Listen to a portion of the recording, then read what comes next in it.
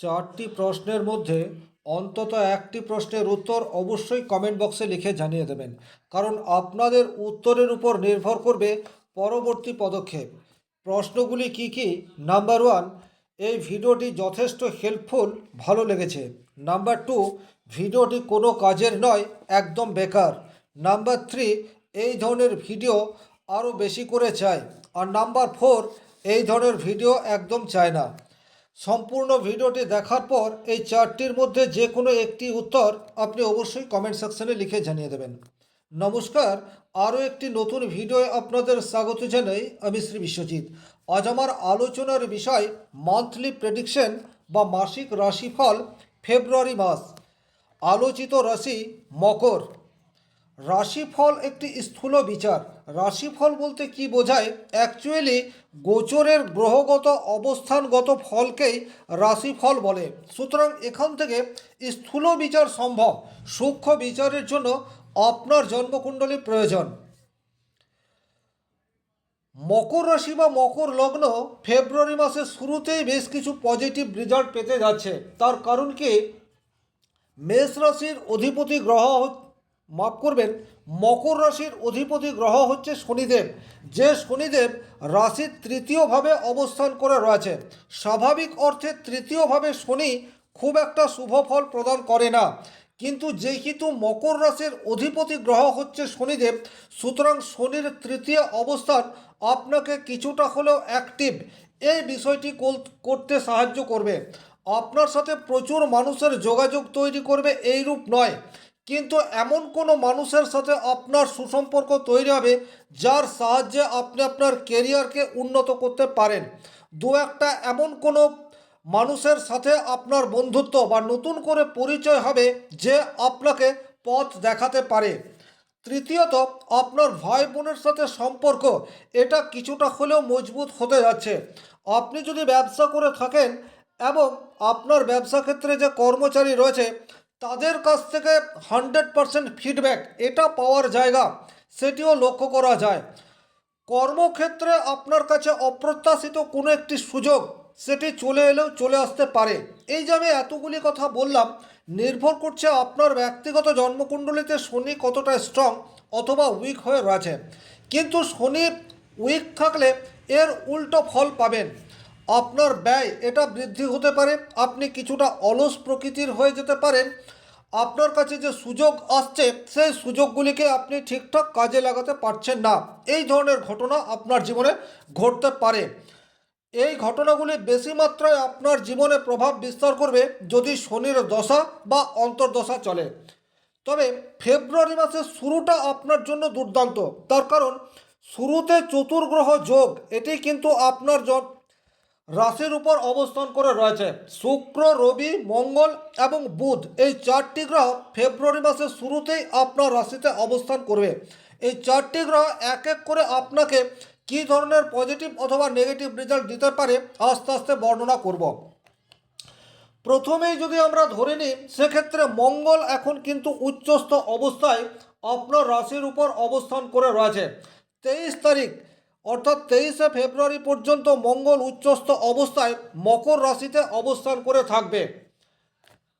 মকর রাশির সাপেক্ষে চতুর্থ ভাব এবং একাদশ ভাবের অধিপতি গ্রহ হচ্ছে মঙ্গল। সুতরাং এখন কিন্তু আপনি ভীষণ রকম এনার্জেটিক এই বিষয়টি ফিল করবেন। নতুন বাড়ি সেটা আপনি তৈরি করতে পারেন বা পরিকল্পনা করতে পারেন। নতুন গাড়ি কেনার সম্ভাবনা সেটি যথেষ্ট মাত্রায় রয়েছে। বাড়িতে যে কোনো ধরনের ডেকোরেশন বা ইনোভেশনের কাজ সেটা আপনার হতে পারে। আপনি দীর্ঘদিন ধরে কোনো একটি স্বপ্ন দেখে আসছেন, দীর্ঘকালীন স্বপ্ন, সেই স্বপ্ন ফুলফিল হওয়ার সম্ভাবনা সেটি কিন্তু এই মাসটিতে আপনাদের জীবনে ঘটতে পারে।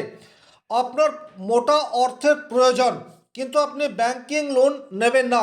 এইরূপ পরিস্থিতিতে কোনো নিকট আত্মীয়ের কাছ থেকে আপনি হেল্প পেতে পারেন, অথবা মায়ের কাছ থেকে প্রকৃত হেল্প সেটাও কিন্তু বর্তমান সময়ে পেতে পারেন।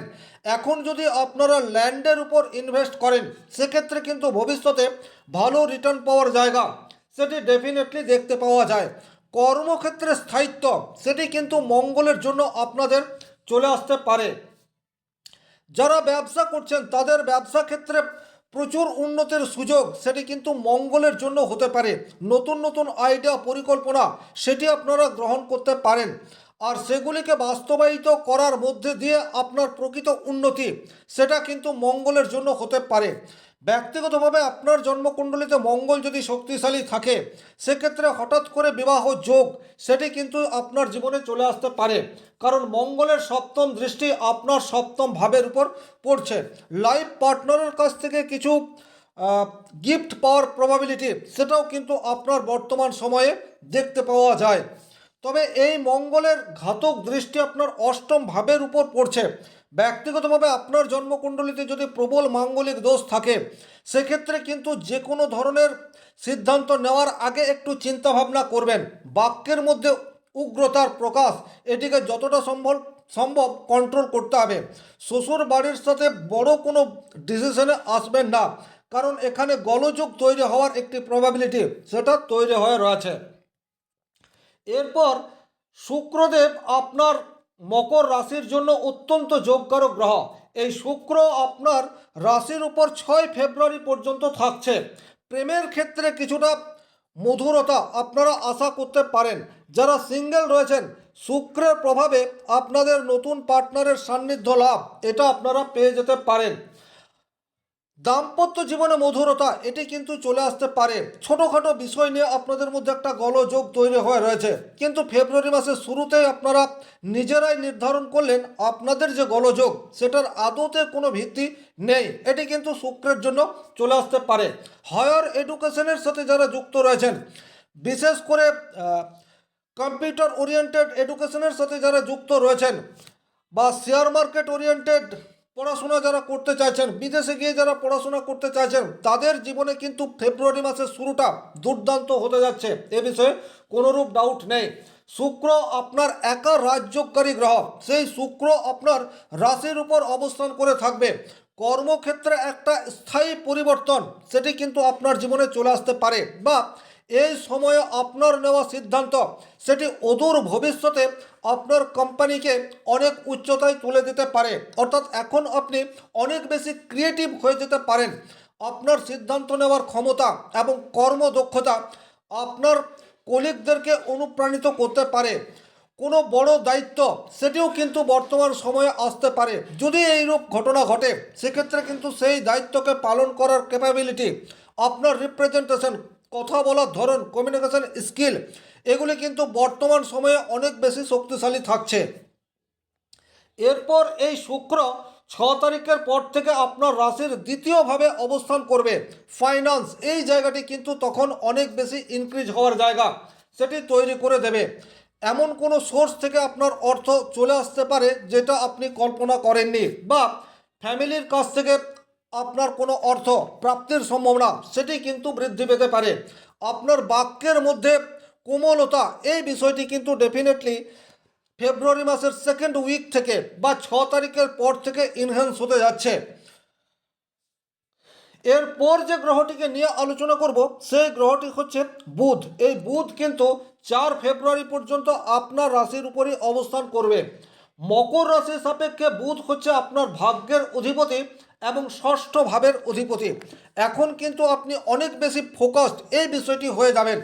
একটা নির্দিষ্ট লক্ষ্য রেখে সেই জায়গায় কন্টিনিউয়াস পরিশ্রম এটি কিন্তু ডেফিনেটলি আপনারা করতে পারবেন। দ্বিতীয়ত, আপনারা যদি কোনো সরকারি চাকরির জন্য প্রিপারেশন নিচ্ছেন, সেক্ষেত্রে কিন্তু আপনাদের ডেডিকেশন লেভেল এটা বর্তমান সময়ে ইনক্রিজ হতে যাচ্ছে। আপনাদের বুদ্ধিমত্তা, ইন্টেলিজেন্সি এখন কিন্তু আগের চেয়ে অনেক বেশি পরিণত। যারা সামান্যর জন্য ভাগ্যের সহায়তা পাচ্ছেন না, তারা কিন্তু বর্তমান সময়ে ভাগ্যের সহায়তা পাবেন। গুড লাক এটা আপনাদের সাথে থাকছে ফেব্রুয়ারি মাসের শুরুতেই।